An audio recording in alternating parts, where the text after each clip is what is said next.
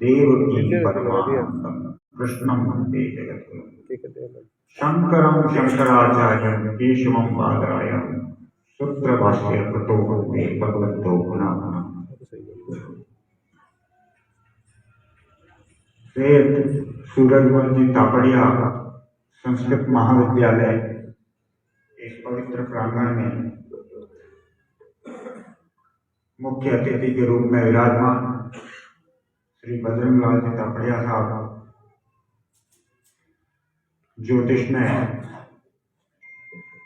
महान विद्वान पंडित श्री चंद्रशेखर जी शर्मा साहब, विशिष्ट अतिथि पवन जी भंडारी साहब, सालासर बालाजी के पुजारी परिवार से नरोत्तम जी पुजारी साहब, बहन ज्योति जी पुजारी, आप सभी विद्वान ज्योतिर्वेद एवं विदुषी बहनों,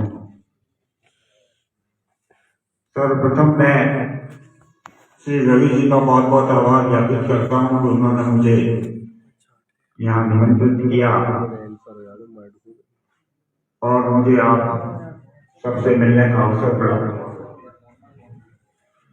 आज वस्तुतः देश के अलग अलग कोनों में या हम कहें राजस्थान में कई ज्योतिष सम्मेलन हो रहे हैं, पर ये जो ज्योतिष सम्मेलन है ये उन सबसे अनूठा है क्योंकि इसका विषय जो बड़ा ही जबरदस्त है। मैं उसके लिए बहुत बहुत आभार व्यक्त करता हूँ। भाग्य और कर्म जो इन्होंने विषय लिया, कहा जाता है दोनों विरोधाभासी चीज है, पर मेरा यह मानना है कि दोनों एक दूसरे के पूरक है। कई बार हम ज्योतिषी जब समाज में जाते हैं तब लोग कहते हैं साहब मैं भाग्यवादियों को नहीं मानता, मैं कर्मवादी आदमी हूं, कर्म में विश्वास करता हूं। ये भाग्य शब्द घोषणा है और ये मनुष्य को जो है वो नीरस बना देता है। जो भाग्यवादी होता है वो भाग्य के भरोसे बैठा रहता है, वो कर्म कुछ नहीं करता, वो देखता है भाग्य में होगा तो मिलेगा और वो भाग्य का माहौल उड़ाता है। और जो भाग्यवादी आदमी है वो क्या है कि साहब भाग्य में होगा तो ही मिलेगा, कर्म से कुछ नहीं मिलेगा। गाड़ी के बल्ब की तरफ फिरते रहो, रोज 100 किलोमीटर चल रहे हो लेकिन वहीं पे नहीं खड़े हो। तो मेरा ये मानना है कि ये दोनों ही एक दूसरे के पूरक है। जो कर्म का सिद्धांत मानते हैं और कर्म का सबसे बड़ा ग्रंथ हमारे धर्म ग्रंथों में श्रीमद् भगवद गीता जो कर्म की प्रेरणा देता है, पर भाग्य का विचार उसमें भी है। कर्मण्येवाधिकारस्ते मा फलेषु कदाचन। फल क्या है? उपाय है। आप एक वृक्ष बोते हो, एक बीज को वृक्षारोपण करते हो, उसमें के पीछे कहीं न कहीं फल प्राप्ति की कामना है। अगर आपके निजी स्वार्थ के लिए फल प्राप्ति की कामना नहीं है, समाज के लिए, देश के लिए के साथ इसमें कोई पथिक आएगा, इसकी छाया में विश्राम करेगा, तो वो भी फल है। और जो फल है वो भाग्य है, जो बीजारोपण है वो कर्म है। तो मेरा ये मानना है, मेरा क्या ये एक कटु सत्य है कि फल की कामना बिना कोई भी कर्म नहीं हो सकता। कई लोग हमको कहते हैं कि साहब मैं निष्काम साधना करता हूं। निष्काम साधना जैसी कोई चीज इस दुनिया में होती नहीं है। अगर निष्काम साधना होती, अगर आपको पुण्य प्राप्ति की भी कामना है, लौकिक किसी वस्तु की कामना नहीं है, भौतिक किसी वस्तु की कामना नहीं है, पुण्य प्राप्ति की कामना है, तो भी वो सकाम कामना होगी। तो वो निष्काम कामना कैसे रही? इसलिए निष्काम कोई कर्म नहीं होता, सारे ही कर्म सकाम है। गीता में भगवान श्री कृष्ण ने कहा कर्मण्येवाधिकारस्ते मा फलेषु कदाचन। जो कुछ भी है कर्म है, परंतु फल का चिंतन उन्होंने भी किया कि फल की चिंता मत कर, जो फल है वो भाग्य है, उसकी चिंता मत कर। मत करने का मतलब ये नहीं है कि फल जैसी चीज अस्तित्व में नहीं है, परंतु फल तेरे अधिकार में नहीं है, भाग्य तेरे अधिकार में नहीं है, तेरे अधिकार में सिर्फ कर्म करना है। तो ये दोनों एक दूसरे के पूरक है। जब भगवान श्री कृष्ण ने ये श्लोक उनको सुनाया, माता कुंती को, जो रिश्ते में उनकी बुआ भी लगती थी, कर्मण्येवाधिकारस्ते मा फलेषु कदाचन, तब माता कुंती ने कहा कि भाग्यम फलति सर्वत्र न च विद्या न च पौरुषम। पौरुष अर्थात आपका परिश्रम और विद्या अर्थात आपकी योग्यता, ये दोनों ही निष्फल हो जाते हैं और केवल भाग्य ही फलवान होता है। भाग्यम फलति सर्वत्र न च विद्या न च पौरुषम सूराग्र कृतविद्याश्च बने कृष्ण की निष्ठा। सूरवीरों में मेरे पुत्र इतने सूरवीर है कि अगर भीम भुजाओं में पर्वत को भर ले तो चकनाचूर कर दे, और अर्जुन अगर निशाने को साध ले तो निशाना स्वयं उसके पास चला रहा है। और धर्मराज युधिष्ठिर की तो बात ही क्या। तो इतने योग्य और गुणी पुत्रों के होते हुए भी वे पुत्र मेरे वनों में दर दर भटक रहे हैं, अज्ञातवास की बात है। और दुष्ट और दुर्बुद्धि दुर्योधन हस्तिनापुर पर शासन कर रहा है, ये उसका भाग्य है। अगर कोई व्यक्ति जन्म से ही किसी राजा के घर में जन्म ले लेता है, अंबानी के घर में जन्म ले जाता है, पैदा होने के साथ 50,000 करोड़ का मालिक हो गया, अभी कोई कर्म उसका ऐसा जीवन में शुरू नहीं हुआ। इसका मतलब ये नहीं कि कर्म की कोई उपयोगिता नहीं है और सारी चीजें प्री डिसाइडेड है, नहीं। अगर कर्म की कोई उपयोगिता नहीं थी तो भगवान को ये हाथ और ये बुद्धि देने की आवश्यकता नहीं थी। ये हाथ और ये बुद्धि आपको इसीलिए दी है कि आप अपने विवेक का उपयोग करके अपने कर्मों को सुधार करके भाग्य को परिवर्तित कर सकते हो। ये दोनों एक दूसरे के पूरक है। अगर हम इसको कहें कि कर्म जो है वो गति है, एक स्कूटर होता है, उसके 2 चक्के होते हैं, पीछे वाले चक्के में गति होती है, कर्म है, और आगे वाले चक्के में जो भाग्य है, दिशा है। अगर गति और दिशा मिल गई तो निश्चित रूप से आप गंतव्य तक पहुंच जाओगे, आप अपने मंजिल को प्राप्त कर लोगे। पर अगर आप केवल गतिमान ही रहे, कर्म ही करते रहे, तो आगे जाके बचड़े खा लोगे। इसको इस प्रकार से समझना चाहिए कि कहानी का बैल है, वो दिन रात घूमता रहता है, लेकिन वो खड़ा नहीं क्यों नहीं है? क्योंकि उसमें विवेक नहीं है। ज्योतिष में भी जब हम बात करते हैं दशम भाव कर्म स्थान की, तो सबसे पहले 9 भाव का चिंतन है, उससे पहले 9 भाव भाग्य। पहले 9 भाव का चिंतन करो, फिर दशम का चिंतन करो, तो निश्चित रूप से आपके फलादेश में करंट आएगा। भाग्य और कर्म जो विषय इन्होंने लिया, उन्होंने उस विषय में मुझे बहुत आकर्षित किया कि ये विषय बड़ा रोचक है और मेरे रुचि का विषय भी है। मैं इसकी एक पुस्तक भी लिख रहा हूं, बहुत जल्दी आएगी, डेस्टिनी अनफोल्डेड। उसमें इसी पे चिंतन किया गया है कि क्या सब कुछ भाग्य ही है, या कर्म की भी कोई उपयोगिता है, या सब कुछ कर्म ही है। या भाग्य की भी कोई उपयोगिता है, परंतु दोनों एक दूसरे के पूरक हैं। यहाँ हमको समझना पड़ेगा कि एक के बिना दूसरे की गति नहीं है। अगर आप खाली हैंडल लाते रहे तो आप कहीं नहीं पहुंच पाओगे, गति होनी आवश्यक है।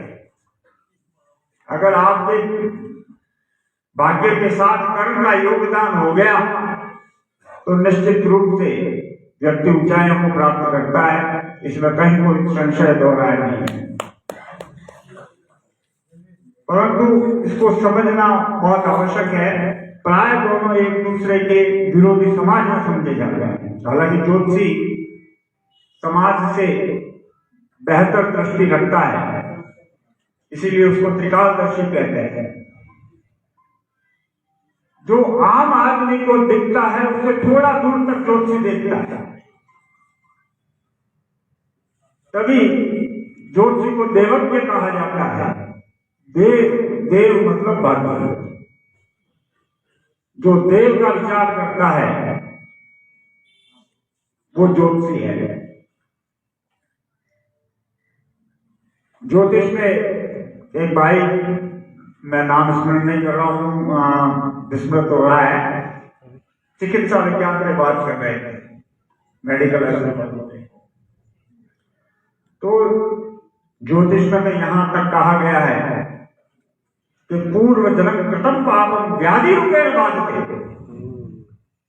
अगर कोई लाइलाज रोग हो गया है तो निश्चित रूप से वो प्रारब्ध से आया है, भाग्य से आया है, पूर्व जन्म का किया हुआ पाप है जो इस जन्म में बीमारी के रूप में प्रकट हुआ है।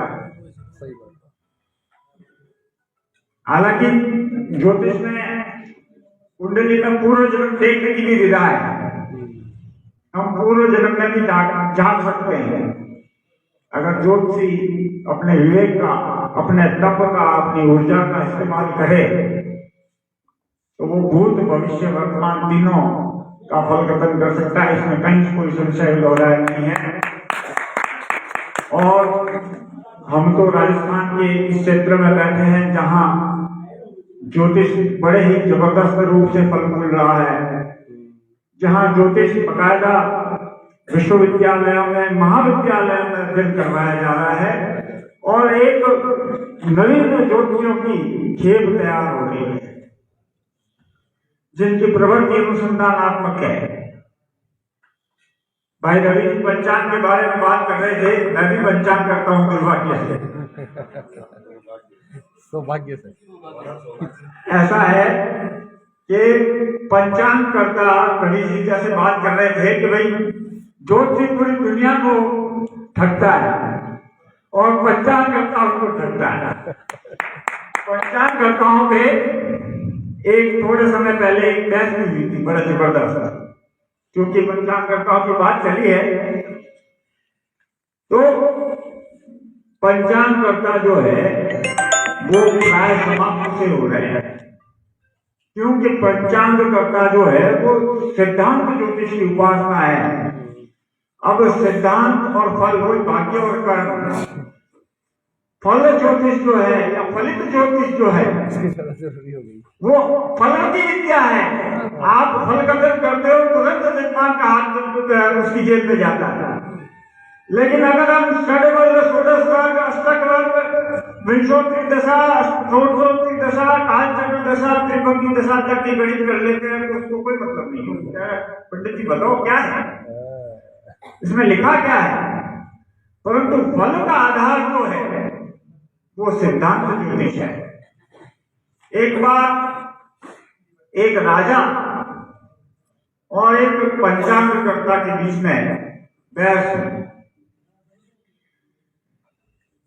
पंचांगकर्ता ने कहा कि मैं तुझसे बलवान हूं। तो राजा को बड़ा आश्चर्य हुआ। राजा कहते तो सामान्य सा ज्योतिषी है, मेला कुचैला कुर्ता पहना हुआ, धोती वो भी दो जगह से फटी हुई, तू मेरे से महान कैसे हुआ? तो उसने कहा साहब ऐसा है कि अगर आप पड़ोस के राज्य में चले जाते हो तो आपको मार देंगे। पर मैं अगर पड़ोस में चला जाऊं तो मुझे सम्मान मिलेगा और आपसे बेहतर सम्मान मिलेगा। साहब ऐसे कैसे? तो उसने कहा स्वदेशे पूज्यते राजा, विद्वान सर्वत्र पूज्यते। विद्वान जो है उसकी पूजा सर्वत्र होती है, लेकिन राजा की पूजा जो है उसकी सीमाओं में ही होती है, स्वदेश में ही होती है। अगर पड़ोस के देश में चला जाए तो उसको मार देंगे।